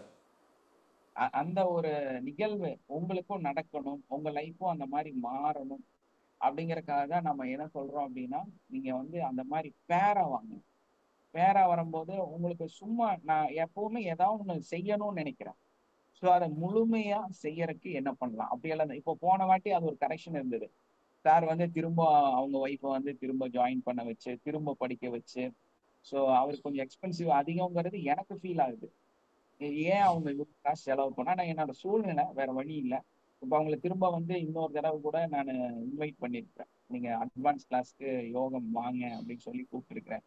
ஸோ அது ஏன் இன்வைட் பண்ணேன் அப்படின்னா, இது ஒரு எக்ஸ்ட்ரா எக்ஸ்பென்சிவா எனக்கு ஃபீல் ஆச்சு. ஸோ அதனால என்ன பண்ணேன்னா, இந்த பேட்ச்ல வந்து அது கூட வரக்கூடாது. அடுத்த இதை முடிச்சவங்களுக்கு இந்த ஒரு சின்ன நஷ்டம் கூட வரக்கூடாது அப்படிங்கறதுக்காகத்தான் அதை வந்து முழுமைப்படுத்தலாம், ரெண்டு பேர்த்துக்குமே வந்து முழுமைப்படுத்தலாம் அப்படிங்கிற ஒரு அடிப்படையில இதை வந்து இப்படி டிசைன் பண்ணு. ஸோ அப்போ இவருக்கு வந்த ஒரு சின்ன லாஸ் கூட எனக்கு வந்துதான் ஃபீல் ஆகுறேன். ஸோ அதனால அவரு அடுத்தது யாருக்கும் வரக்கூடாது இல்லையா? அடுத்து யாருக்கும் எக்ஸ்ட்ரா நீங்க எல்லாம் எனக்கு தான் தர போறீங்க. நான் நினைச்ச இதையெல்லாம் வந்து காசா மாத்தலாம். ஏன்னா எனக்கு அந்த மாதிரி சிந்தனை இல்லை. ஸோ அதனால உங்களுக்கு என்ன பெனிஃபிட் கொடுக்க முடியும், உங்களுக்கு என்னெல்லாம் செய்ய முடியும் தான் நான் சிந்திக்கிறேன். ஸோ அந்த அடிப்படையில பார்க்கும்போது அவருக்கு ஒரு அனுபவம் தானே. போன கிளாஸ்ல நம்ம பண்ணது இந்த கிளாஸ்ல வந்து அது ஒரு அனுபவமாக மாறுச்சு. அந்த அனுபவம் வந்து நம்மளை வந்து சில விஷயங்கள் வந்து எஸ்ஆர்னோ கஷ்டம் எல்லாம் இருந்துச்சு. ஸோ அதை வந்து அவாய்ட் பண்ணுங்கிறதுக்காக தான் இந்த மாதிரி ஒரு சிஸ்டம் வந்து முடிவு பண்ணேன். ஸோ அதனால பேரா வரும் பொழுது உங்களுக்கு இந்த பெனிஃபிட் வந்து கிடைக்கும். ஸோ அதனால திரும்ப வந்து யாரும் வந்து எக்ஸ்ட்ரா எக்ஸ்பென்சிவ் நீங்க செலவு பண்ண வேண்டிய அவசியம் உங்களுக்கு வராது. அதனால பேரா வாங்கன்னு சொல்லி அழைக்கிறோம். It's okay. ஏன்னா பேரா வரும்போது அதுலயே எனக்கு கொஞ்சம் எக்ஸ்பென்சிவ் செலவு அதிகம் தான். என்ன காரணம் அப்படின்னா, அந்த ரூமோட கன்வர்ஷன் அந்த அமௌண்ட் எல்லாம் வந்து கொஞ்சம் எக்ஸஸ் ஆகுது. இருந்தாலும் பரவாயில்லை, நீங்க பேரா வர்றது தான் நான் வந்து விரும்புறேன். Okay sir. ஸோ அட்வான்ஸ் கிளாஸுக்கான ரிஜிஸ்ட்ரேஷன் நடக்குது. அதுக்கு உண்டான ஏன்னா நீங்க ரிஜிஸ்ட்ரேஷன்னாலே ஒரு பேமெண்ட் பண்ணாதான் நான் டிசைட் பண்ண முடியும் யாரெல்லாம் இருக்கிறீங்க, யாரெல்லாம் வர போறீங்க அப்படிங்கிறத. ஸோ அதனால அதை வந்து நீங்க டிலே பண்ணாம உடனடியா பே பண்ணுங்க. அப்பதான் நம்ம வந்து கன்ஃபர்மேஷனுக்குள்ளார வர முடியும். ஸோ அந்த அந்த டைமிங் வந்து தள்ளி போயிட்டே இருக்கு. ஸோ அதை வந்து உடனடியா செய்யுங்க. Okay okay. Thank you all. Have a nice day. Love you all. உங்களால முடிஞ்ச சப்போர்ட்டை நம்மளோட 26வது பேட்ச் கொடுங்க. யாரை உங்களால ஜாயின் பண்ண வைக்க முடியுமோ ஜாயின் பண்ண வைங்க. 26வது பேட்ச்ல நீங்களும் இருக்கணும் அப்படிங்கிறது தான் என்னோட ஒரே இது. ஏன்னா உங்களுக்கு வந்து அந்த 12 நாளை திரும்ப சொல்லி கொடுக்கும் போது இன்னும் தெளிவாவீங்க, இன்னும் பவர்ஃபுல்லாக மாறுவீங்க. உங்களால இன்னும் நிறைய விஷயம் செய்ய முடியும். உங்களுக்கு அந்த மாதிரி யாரையாவது கன்வெர்ட் பண்ணணும்னா நீங்க கஷ்டப்படாதீங்க. அவங்களோட ஃபோன் நம்பரும் அவங்களோட டீட்டெயிலும் எங்களுக்கு கொடுங்க. நாங்க அவங்கள வந்து ஃபாலோ பண்ணி இதுல வந்து ஜாயின் பண்ண வச்சிருவோம். ஓகே, நீங்க அது கூட கஷ்டப்பட வேண்டிய அவசியம் இருக்காது உங்களுக்கு. நீங்க செய்ய வேண்டியது ஒண்ணுதான், அவங்க பேரு மொபைல் நம்பர் கொடுத்துட்டு நீங்க அவங்கள்ட்ட இன்ஃபார்ம் பண்ணிடுங்க. இவங்க கூப்பிடுவாங்க பேசுவாங்கன்னு சொல்லி நாங்க அதை வந்து நாங்க ஃபாலோ பண்ணிக்கிறோம். அவங்கள வந்து ஒரு லீடாக மாத்தி நம்மளோட கிளாஸ்ல வந்து உட்கார வைக்கிறது எங்களோட பொறுப்பு. ஸோ அந்த மாதிரி நீங்க 2 பேர்த்துக்கு ஹெல்ப் பண்ணி கொடுத்தீங்கன்னா நாங்க உங்களுக்கு வந்து அந்த 7 days கிளாஸை 26வது பேட்சை உங்களுக்கு நாங்க ஃப்ரீயா கொடுக்குறோம். நீங்க அதுல வந்து என்ஜாய் பண்ணலாம். திரும்ப ஒரு தடவை உட்காந்து முழுசா கத்துக்கலாம்.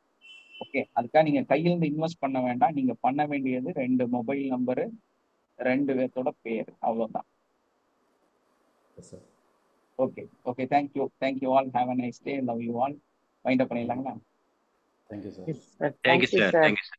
Thank you so much.